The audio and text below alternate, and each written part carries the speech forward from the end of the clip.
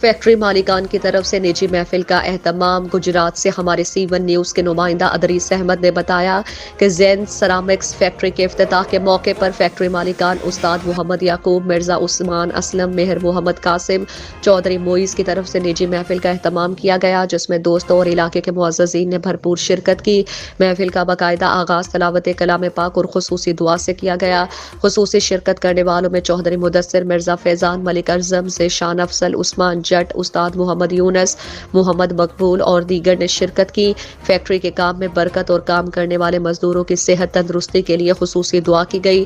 Factory مالکان نے گفتگو کرتے ہوئے بتایا کہ فیکٹری میں کام کرنے والا ہر مزدور ان کے لیے VIP کی حیثیت رکھتا ہے اور فیکٹری کا ایک اہم حصہ ہے۔ ہم ان کے لیے مکمل سہولیات مہیا کرنے کے لیے ہر وقت تیار ہیں۔